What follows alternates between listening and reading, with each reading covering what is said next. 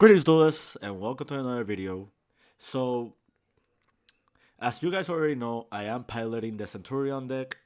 Uh, I've been playing it for a couple of days now, and it has garnered me a good level of success.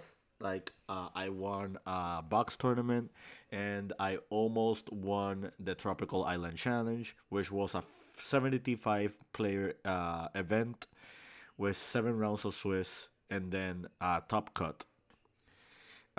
So I think it's kind of fair to say that I have some rudimentary level of understanding when it comes to the Centurion archetype, and I want to make this type of video because 3 new cards just got revealed, and the timing could not have been any more perfect. When I was playing the mirror match on top 8, right after the match ended, before I went to top 4, me and my Centurion opponent were brainstorming the archetype and just talking about a few flaws that we noticed right off the bat when it comes to this archetype, and just wanted to talk a little bit of stuff that the deck pretty much needs in order to be more functionable than what it is on at the moment. So let's talk about the pros first. When it comes to Centurion as a whole, before we go to the cons, and then talk about what the deck pretty much needs, and pretty much summarize the new cards and see if they pretty much fit the bill on what the archetype actually needed. So the first thing to note is this deck is very resilient to hand traps. Not many of the common hand traps hurt this archetype if you have multiple names of the Centurion cards, uh, accessible or through rotation. Uh, so that's at least one upside, and that's one of the main reasons I picked up this deck in the first place. In a meta game that's very open and not many of the decks are very strong or very oppressive, I felt like uh, Centurion just was a very natural fit because this is a very mid-range deck. This is not like a super heavy combo deck. This is not like a super stun deck either. It's pretty much in the middle ground, but it can do a lot of unfair plays, and it can just pretty much out resource your opponent, and it pretty much checks all the boxes when it comes to consistency, resiliency, and overall power level. So a few cons that we have with the deck and with the archetype is the first thing is we only have one tuner monster, and this is primarily a synchro deck. Uh, Stand Up Centurion only allows you to do synchro summons, and not other type of summons like link summons or XYZ summons, meaning that you're pretty much tied to using Primera or having another tuner on the board in order to fulfill your plays optimally. And so that's one big weakness that we have on the deck already. The other big weakness that we have is we have no current ways of actually spawning the synchro monsters if they end up in the spell and trap zone. Right now, we only have one monster that can do that, and that is MF6. But we also have cards like Centurion Bonds that can also place the synchro monsters into the spell and trap zone. So at the current moment, we don't have anything that can special summon the Centurions right from their spell and trap zone, at least specifically the synchro monsters. Legatia does not have the continuous trap effect like all the other Centurions do, meaning that if this card ends up in the spell and trap zone, this just pretty much just sits there without any proper function. Another weakness that we have at the moment is we have no ways of recurring our Centurion monsters if they end up getting banished. So let's say for example you're playing against a runic strategy and they just start banishing all your Centurion monsters like for your Primaras. Uh, you pretty much like are like lose a primary win condition because there's no real other ways of making synchros without Primera unless it's something like Chaos Angel, which I don't have in this current list. Um, so with that being said, let's see the new cards that we got revealed. We are confirmed one extra deck monster, one main deck monster, and one quick play spell card. I feel like we should start with the quick play spell card first, and that is Wake Up Centurion.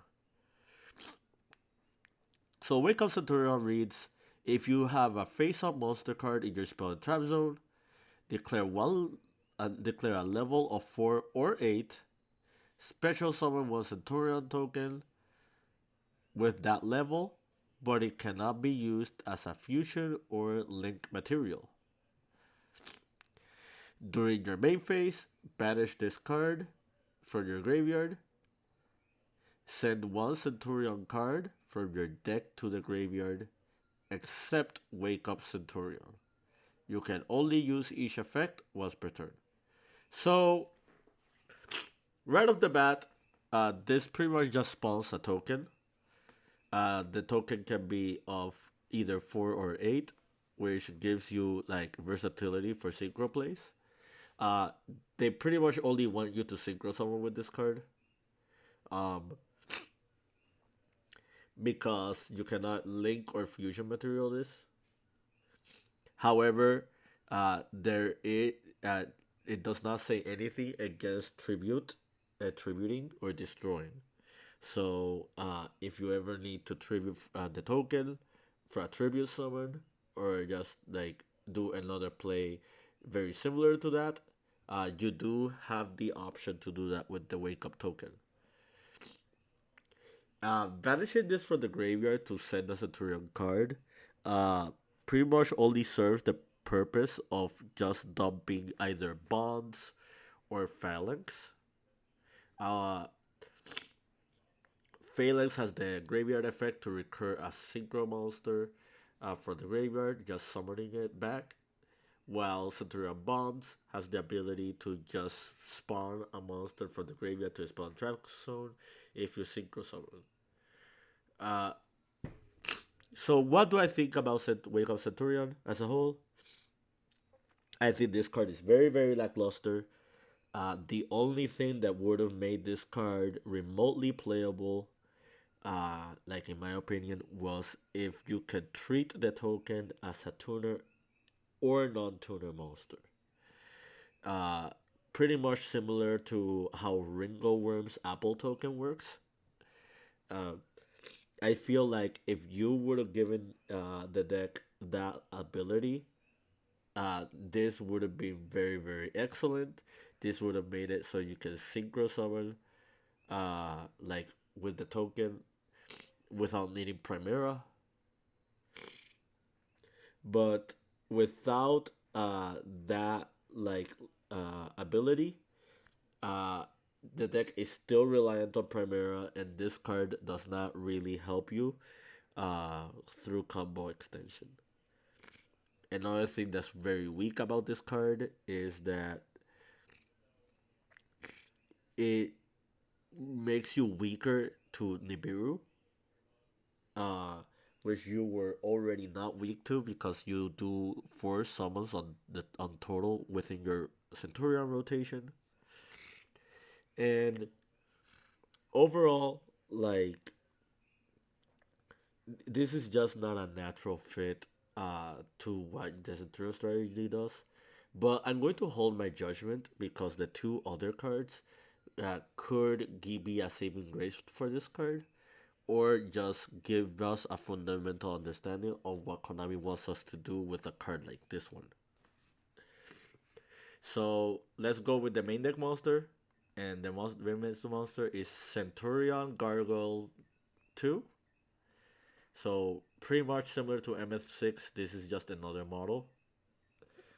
Uh, it's this gives me some ideal implication that maybe in the future we might get any more level 8 Centurion monsters, because seeing the number 2 and seeing the number 6 pretty much predicates towards the fact that these are two different models, and there might be a possibility in the future of getting four more different models.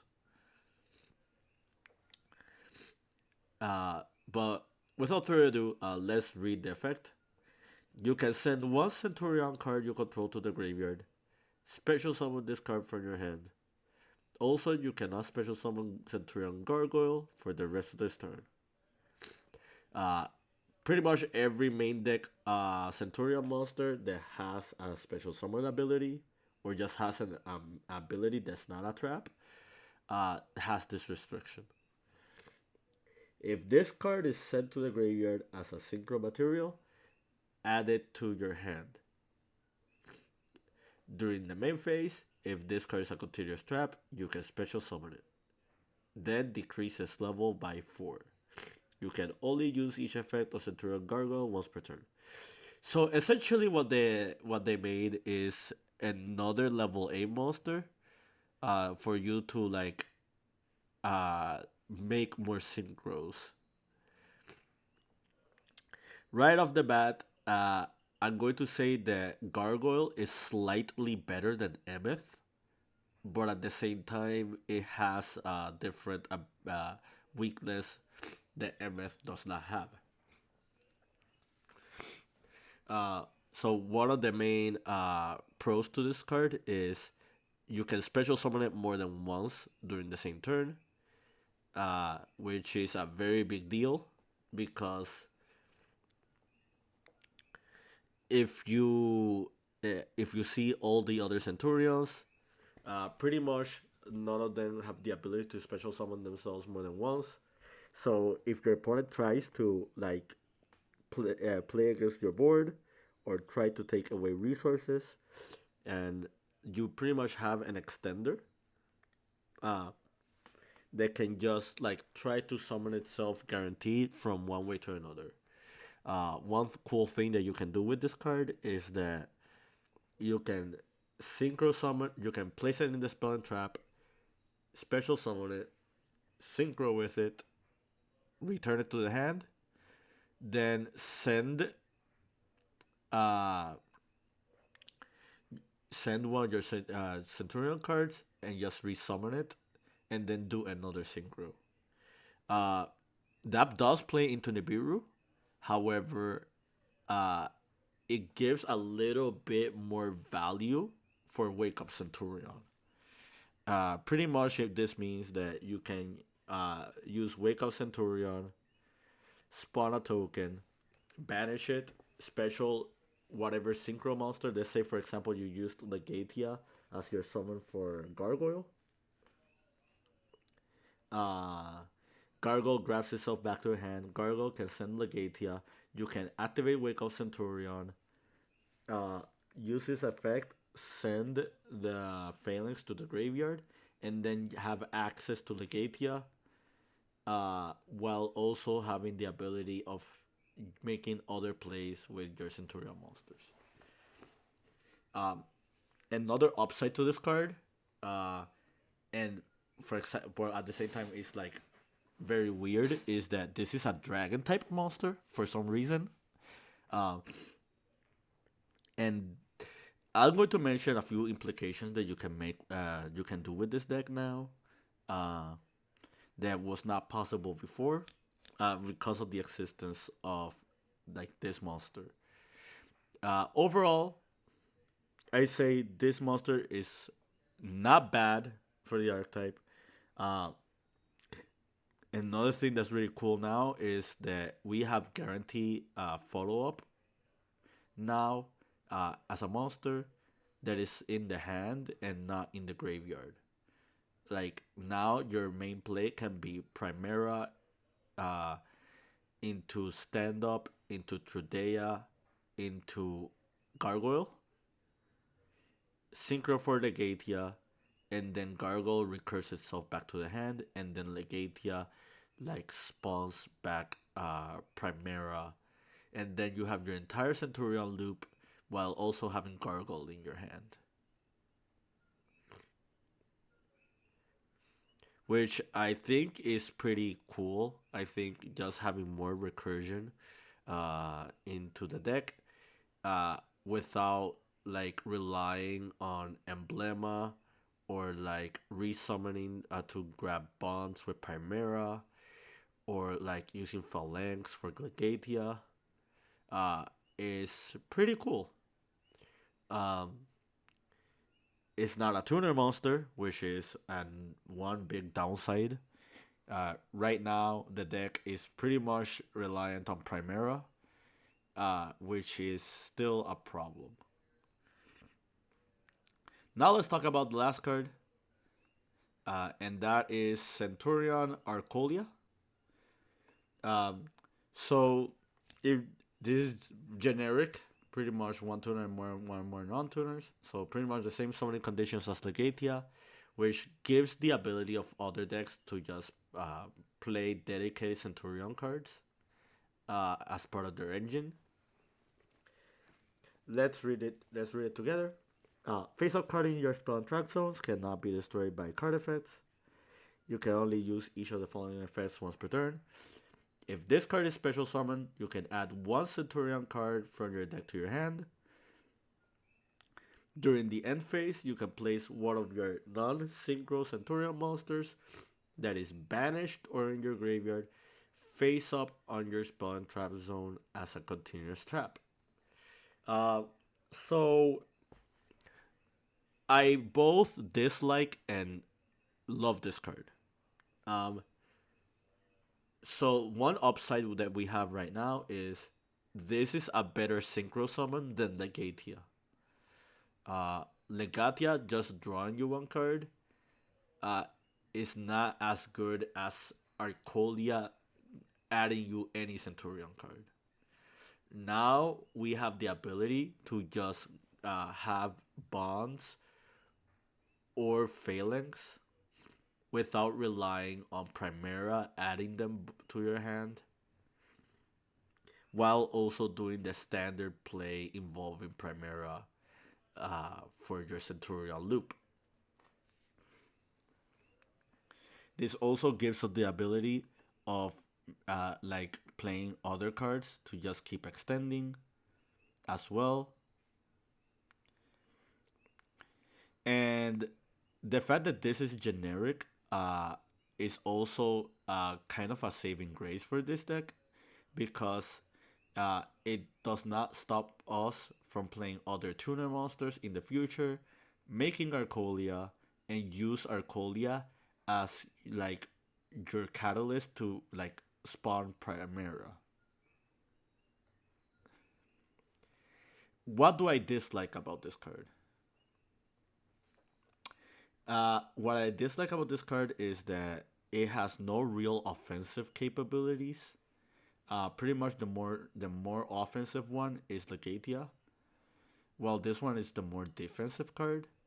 I guess one upside that I forgot to bring up is now, uh, with the ability of protecting your spell and traps, now you have a way of completely protect your board from destruction. And I'll explain. Legatia makes the smaller Centurions not be able to die by battle. Arcolia protects the spell and traps from being destroyed by card effects.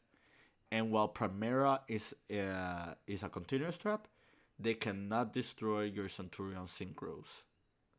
So that's pretty much an entire loop of destruction. So your Fire King matchup and your Unchained matchup just became slightly easier.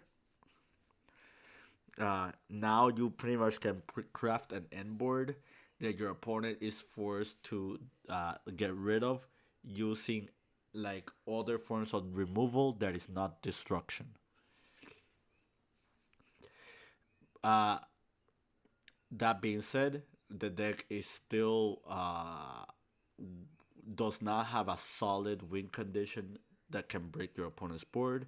You're pretty much relying on other outliers like Calamity and like Cosmic Blazar Dragon, or like uh, just the extra deck or other engines, like for example Horse, in order to like progress through your game state. Um, so now that we read through all the cards, uh, let's summarize them as a entirety. Uh, I'm going to say that these two cards are really good for the archetype. I think Wake Up Centurion is not really that good. Um, I think the core of the deck is going to remain fundamentally the same. Uh, if Hot Red Dragon Archfiend Calamity is not like forbidden on our TCG list because it's currently forbidden in the OCG at the time of this recording. Centurion is looking like a very promising like deck here in the TCG after April 2024. I feel like the deck has good like a really good ability to just play uh, consistently with other engines. One thing that's really cool now is that since we have two dragons now in the theme, the bestial engine becomes a lot stronger. Pretty much like, for example, bestial Lubellion can like send Gargoyle to the graveyard in order to special summon itself. And this is level 8, it can still make Centurion plays while just giving you the ability of like getting cards like for example Branded Regained. Another thing that's really cool is this card is now playable in this deck, which pretty much just opens the doors of just playing this deck with hybrid with other strategies like for example Dragon Link. Uh, like I can see a world where you play a dedicated synchro chaos strategy with bestials and dragons, and just use the centurions as just a small engine and just push through your opponent's boards, or vice versa. We can use the you can see the dragon engine uh, being played and just help through push through boards while you doing your main centurion plays as well. Uh, Overall, I think there is a gloomy level of hope for this archetype. Uh, I feel like our national season will be very interesting after Legacy of Destruction. We still have the two other themes from Valiant Smashers. Uh, I might cover them very soon in the future. But until then, keep practicing and keep dueling.